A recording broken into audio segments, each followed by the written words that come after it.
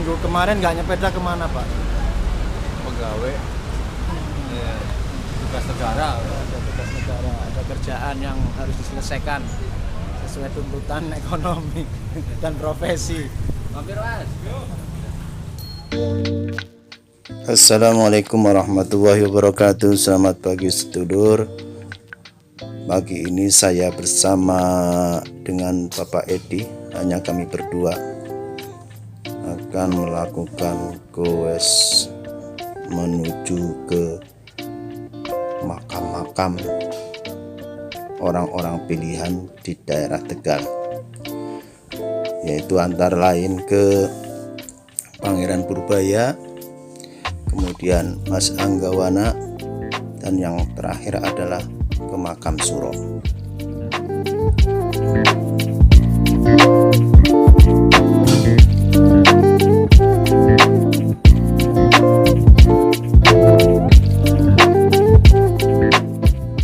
Oh ya sedulur, sebentar lagi kita akan memasuki wilayah Desa Kalisoka, dan di tempat ini ada dua makam, yaitu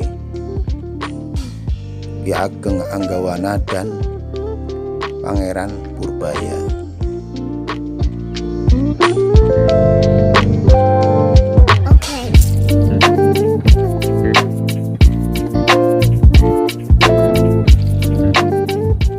Sekarang kami memasuki Masjid Kasepuhan Ki Ageng Anggawana yang berada di pinggir jalan Desa Kalisoka.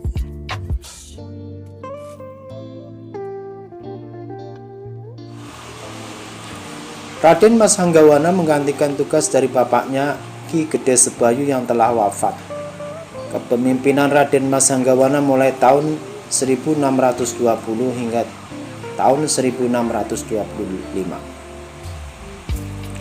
Banyak hal yang dilakukan oleh Raden Mas Anggawana dalam memimpin Tegal, yaitu seperti mengembangkan pertanian, membuat bendungan dan irigasi yang mengairi sawah-sawah penduduk. Raden Mas Anggawana wafat dan dimakamkan di daerah Kalisoka. Posisi makam Raden Mas Anggawana tepat di belakang Masjid Kasepuhan Ki Ageng Anggawana. Makam beliau dikelilingi dengan pagar batu setinggi kira-kira 120 cm dan dalam keadaan tertutup oleh bangunan beratapkan genting. Daerah tersebut juga merupakan komplek pemakaman warga sekitar. Suasana sekitar juga sejuk dan asri, tidak banyak pohon-pohon besar yang memberi kesan angker. Untuk masuk ke bangunan utama, setidaknya kita mengadakan janjian terlebih dahulu kepada sang juru kunci makam, mengingat pada hari-hari biasa bangunan tersebut dikunci rapat.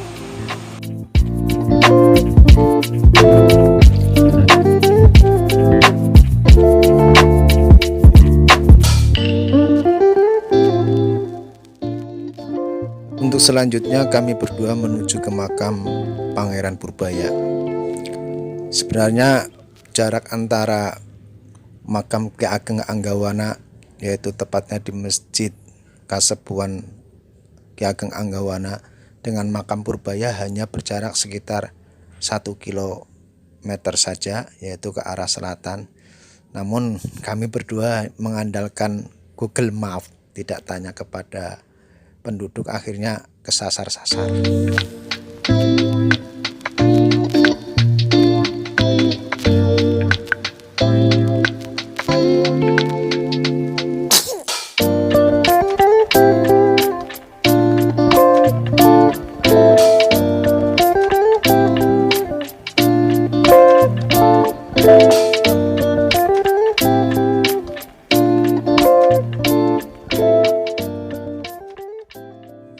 Dan alhamdulillah akhirnya kita sampai di makamnya Pangeran Purbaya.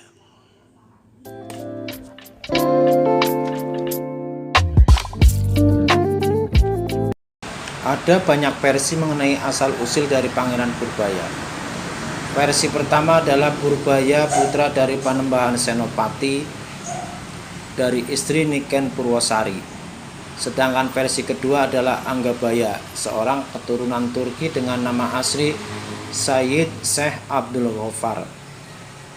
Berdasarkan keterangan dari 3 orang keturunan Ki Gedesbayu yang tercatat di buku Babat Negeri Tegal, maka yang mendekati kebenaran adalah Anggabaya yang disebut-sebut dengan nama Purbaya.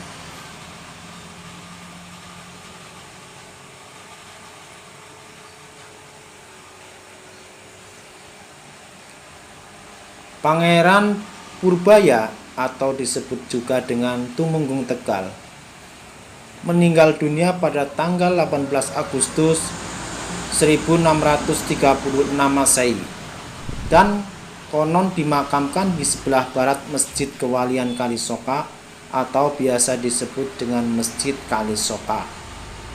Nama pemakamannya adalah Pesarean Mbah Pangeran Purbaya.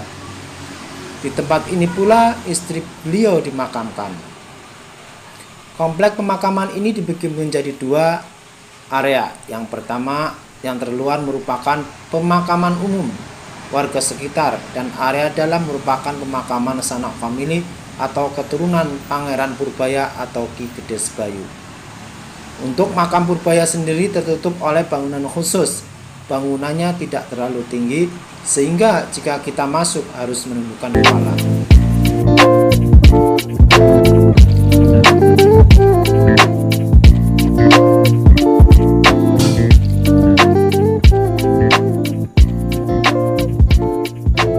Masjid Kalisoka di Kabupaten Tegal menyimpan sejarah panjang yang melibatkan para tokoh terkemuka pada zaman dulu.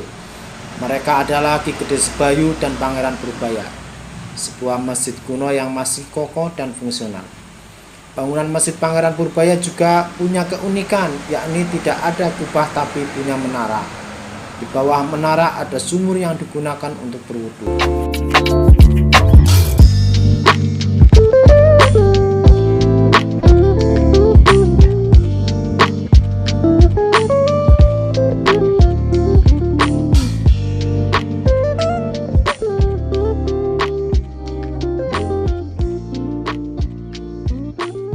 Sedulur, setelah dirasa cukup kita ke makam Pangeran Purbaya, selanjutnya kami akan menuju ke makam Mbah Suro, yaitu yang berada di Desa Pagianten.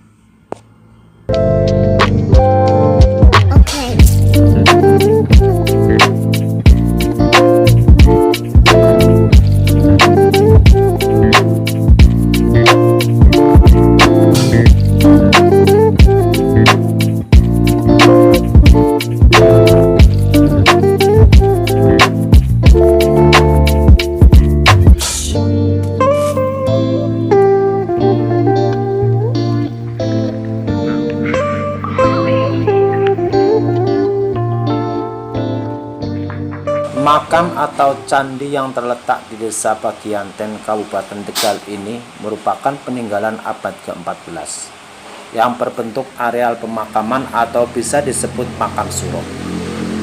Pemakaman ini posisinya ada di sebelah barat laut Gapura Desa Pagianten. Jadi agak susah ditemukan jika kita tidak bertanya kepada warga sekitar karena tidak ada tanda papan penunjuk arah. Komplek pemakaman ini luasnya kurang lebih 20 x 20 meter dengan dikelilingi oleh pagar batu bata dengan ketinggian pagar sekitar 120 cm. Komplek makam ini terdiri dari beberapa sekat atau area, yang setiap area terdapat pintu masuk yang lebarnya hanya sekitar 80 cm.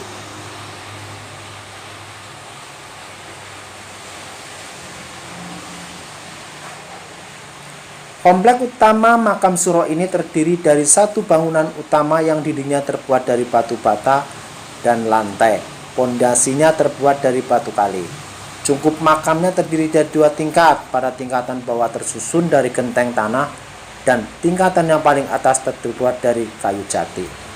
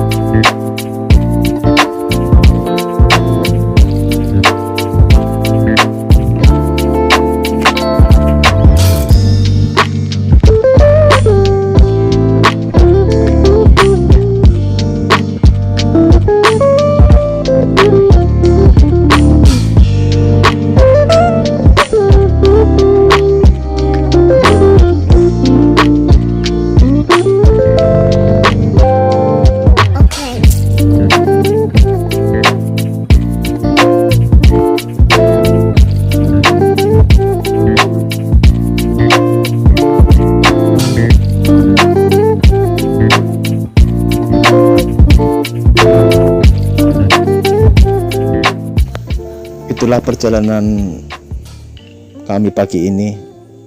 Semoga bermanfaat. Jangan lupa subscribe, likes, dan komen. Terima kasih. Wassalamualaikum warahmatullahi wabarakatuh.